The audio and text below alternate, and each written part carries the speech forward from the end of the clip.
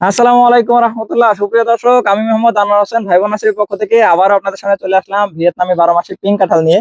আপনারা জানেন এখন কিন্তু কাঁঠালের সিজন না, আর এই কারণেই আপনাদের কাছে এই ভিডিওটা করা। আপনারা অনেকেই বলেছেন যে ভাই, যখন সিজন থাকে না তখন গাছে কাঁঠাল আছে, এইরকম গাছ আপনারা নিবেন। তো সেই জন্য আমাদের এই ভিডিওটা করা। দেখতে পাচ্ছেন আমার সামনে একটা গাছ রয়েছে, গাছটার উচ্চতা কিন্তু 5 থেকে 7 ফিট হয়ে গেছে।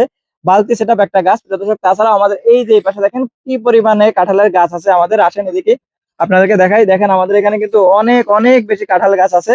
তো এই কাঁঠাল গাছগুলোর মধ্যে কিছু গাছে কিন্তু আমাদের অলরেডি মুচি চলে আসছে। সেই মুচিগুলো আপনাদেরকে দেখাবো। আসেন প্রিয় দর্শক, এই যে ভিতরের দিকে চলে আসেন, এইখানে আসেন। দেখেন এই যে একটা গাছ প্রিয় দর্শক, এই যে দেখেন এই গাছের এইখানে কিন্তু এই যে দেখেন মুচি চলে আসছে। এই গাছটা কিন্তু এখানে মুচি চলে আসছে, এটাও কিন্তু একটা বালতি সেটআপ গাছ দেখতে পাচ্ছেন।